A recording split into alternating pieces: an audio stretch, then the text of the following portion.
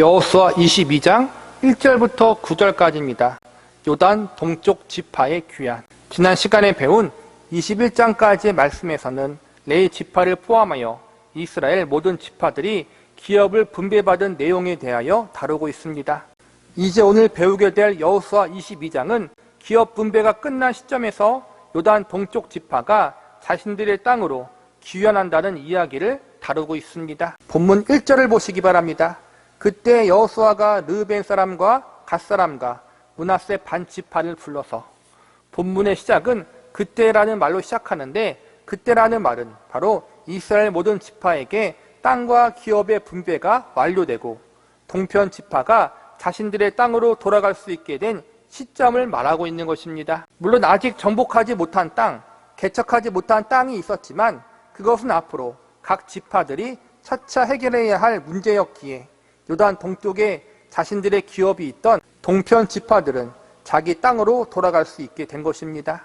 하나님은 모세가 죽기 전에 요단 동편 지파들이 다른 형제들보다 먼저 기업을 얻은 대신 늦게 기업을 얻게 되는 다른 지파들을 위해서 싸우도록 명하십니다. 그래서 르우벤 지파와 갓 지파 그리고 므낫세 반 지파가 자신들의 가족들을 요단 동쪽에 남겨두고 요단 서쪽 땅을 정복하는데 선두에 서서 싸우게 됩니다. 요단 동편 지파는 형제들을 위해서 앞장서서 5년 동안 전쟁을 치루었고 마침내 요단 서쪽에서의 중요한 전쟁들을 끝마치게 됩니다. 5년 동안 가족을 떠나 전쟁을 치러야 했던 요단 동편 지파들은 드디어 사랑하는 가족의 품으로 돌아갈 수 있게 되었습니다. 그동안 목숨 걸고 함께 전쟁을 치루었던 형제 지파들을 떠나야 하는 이별의 아쉬움과 동시에 사랑하는 가족들의 품으로 돌아갈 수 있는 가슴 벅찬 이 시점, 여호수아는 요단 동쪽 지파들에게 칭찬과 더불어 당부의 말을 하게 됩니다.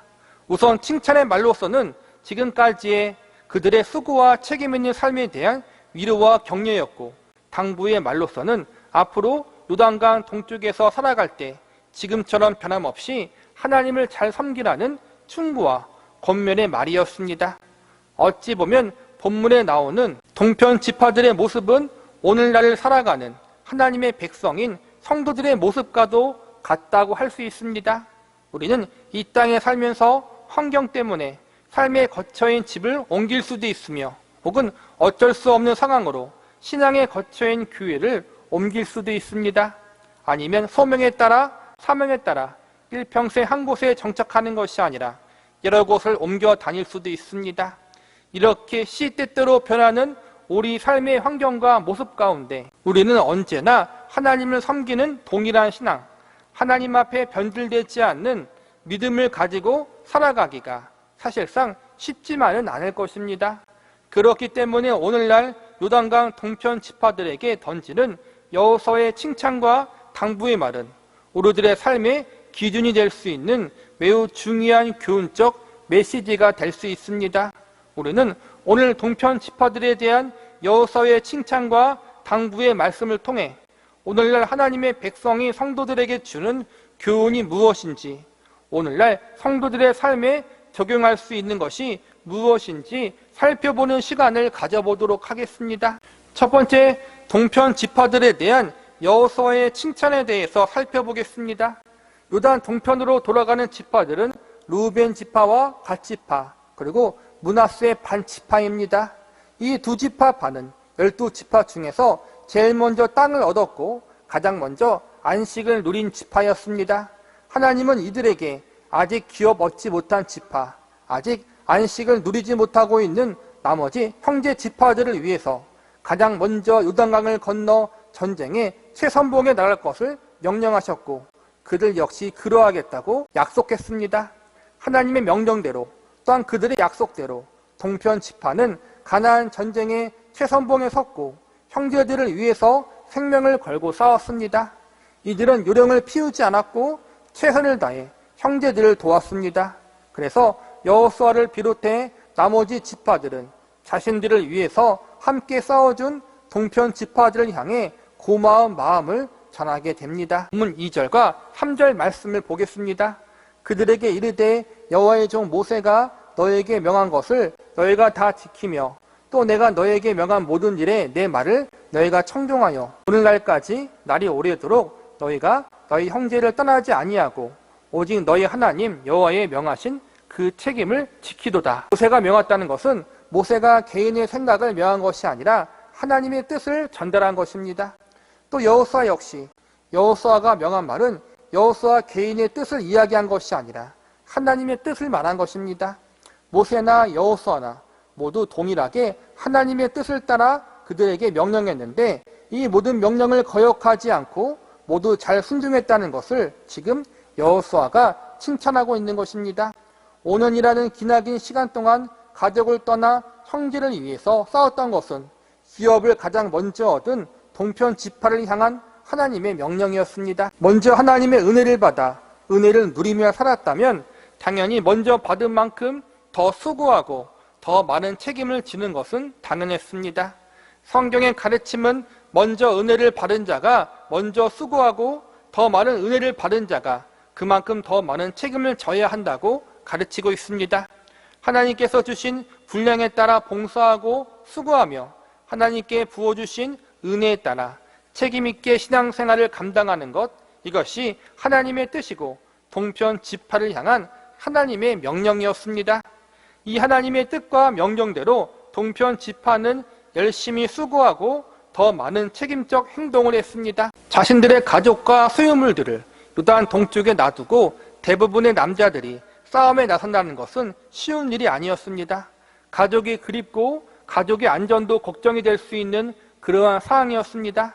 그러나 하나님의 명령이고 뜻이기에 또한 마땅히 먼저 은혜를 받고 누린 자로서 책임을 감당하기 위해서 자신들의 안위와 걱정을 뒤로하고 전쟁의 선봉에 나서게 되었습니다.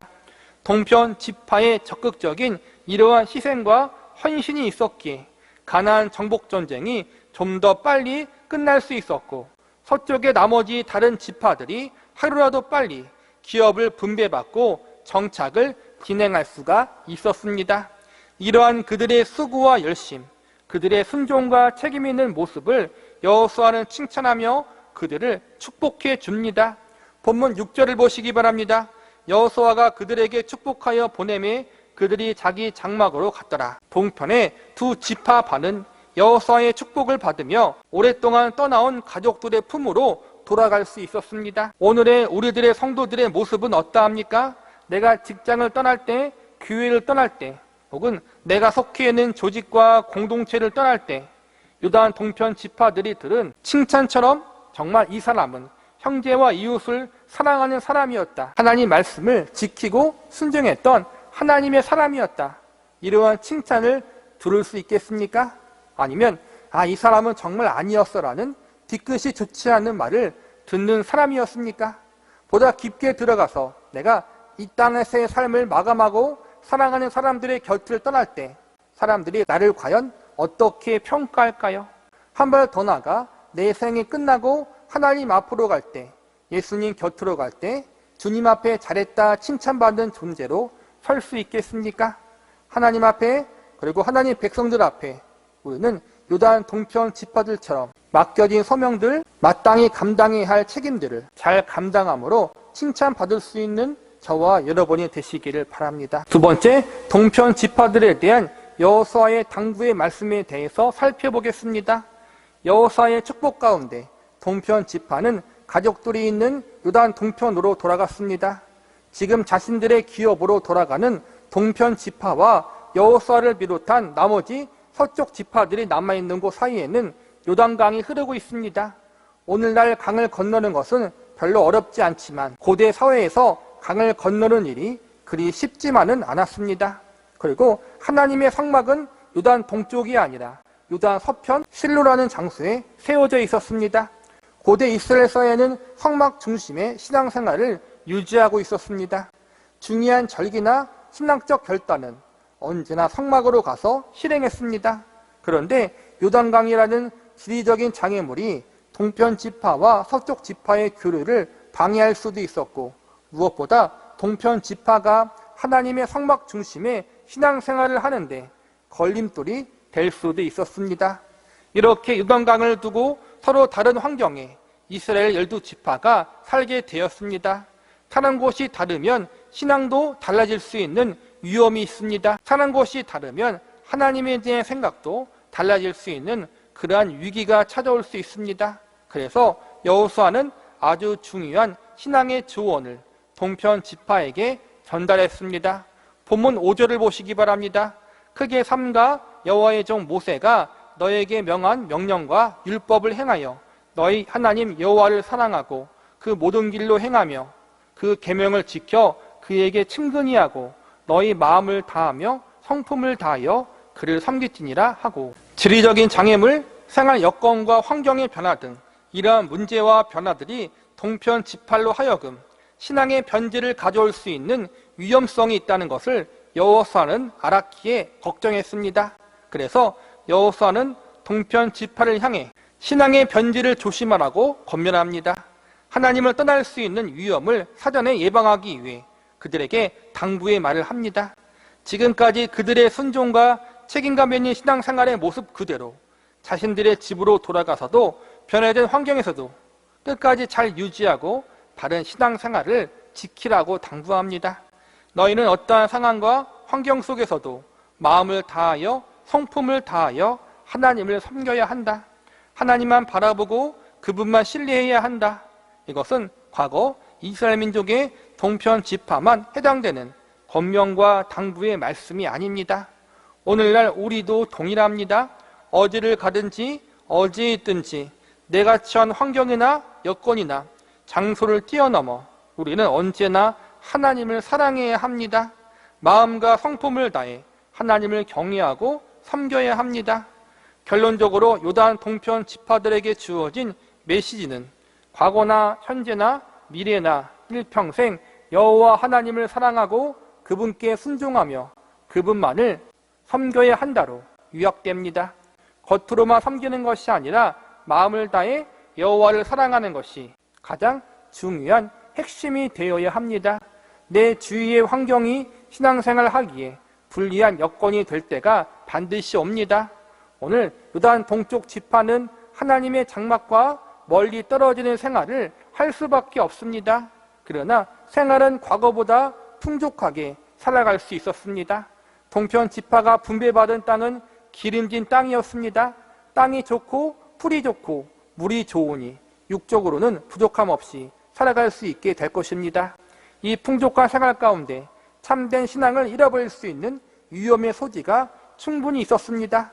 먹고 사는 데 지장이 없고 신앙생활도 위령껏 해도 아무도 터치하지 않은 그러한 상황 속에서 우리는 더욱더 신앙의 나태함과 변질을 조심해야 합니다. 또한 동편 지파가 요단강이라는 장애물 때문에 신앙생활에 어려움이 있었듯이 우리 인생 가운데도 여러 장애물들이 우리의 신앙생활을 방해할 때가 반드시 있습니다.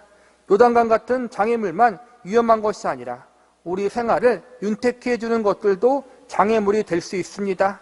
세상의 환경에 따라 여건에 따라 형식적인 신앙생활, 변질된 믿음 생활을 할 수 있기에 여호수아는 조심하고 또 조심하라고 당부합니다. 이 여호수아의 당부의 말은 오늘날 저와 여러분을 향한 당부의 메시지일 수 있습니다. 너희의 마음을 다하여 성품을 다하며 하나님을 섬기고 사랑하라. 이 말씀이 오늘날 저와 여러분을 향한 하나님의 말씀임을 믿으시기 바랍니다.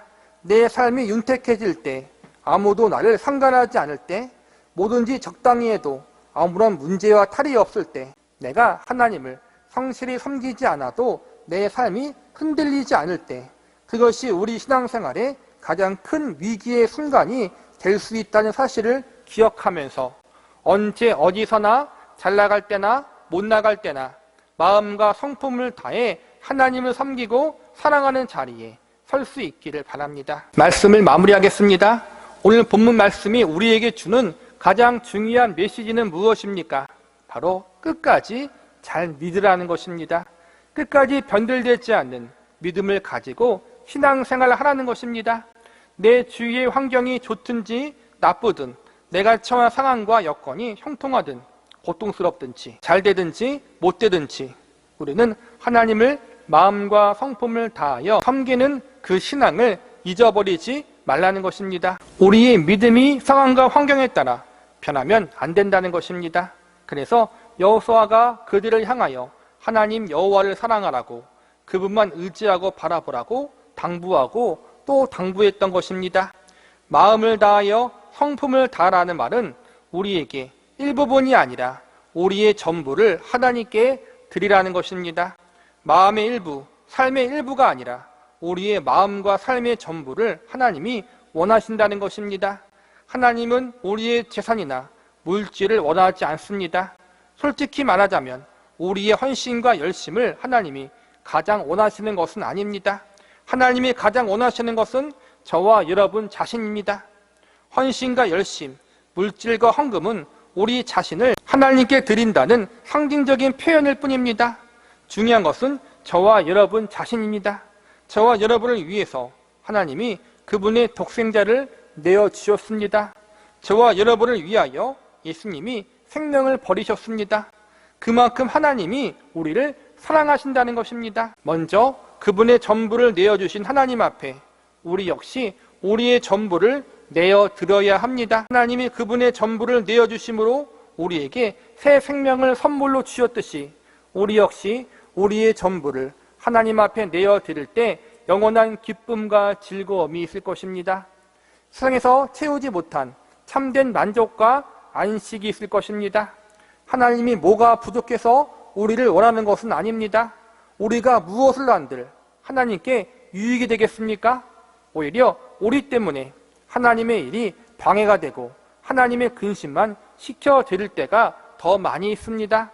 성경에 보면 하나님이 하나님 백성들 때문에 근심했다는 말씀이 여러 번 나옵니다. 우리는 사실 하나님께 유익이 되는 존재이기보다는 근심만 시키는 존재일 때가 많습니다. 그럼에도 불구하고 하나님이 우리를 원하시는 것은 하나님을 위해서가 아니라 우리 자신을 위해서입니다. 우리가 하나님 앞에 드려질 때 우리는 참된 만족과 안식을 얻을 수 있기 때문입니다. 내가 하나님 안에서, 예수님 안에서 참된 평안을 얻는 모습을 기뻐하시기 때문입니다. 하나님을 사랑하고 그분만을 경외할 때 우리가 하나님을 닮아가고 그분 안에서 영화로운 존재로 세워질 수 있기 때문입니다. 너희 마음을 다하며 성품을 다하여 하나님을 사랑하고 섬기라. 이 말씀은 하나님을 위해서가 아니라 저와 여러분의 유익을 위해서, 저와 여러분이 하나님 안에서 영화로운 존재로 우뚝 서게 될 것을 기대하시는 하나님의 마음이 있음을 기억하시면서 내가 잘 나가던 때나 못 나가던 때나, 내가 잘 되던 못 되던, 내 환경이 형통할 때나 어려울 때나, 행복할 때나 불행할 때나 모든 상황과 환경을 뛰어넘어 언제나 변하지 않은 믿음을 가지고 하나님을 끝까지 잘 섬기고 그 하나님을 진심으로 사랑할 수 있는 저와 여러분이 되시기를 간절히 바랍니다.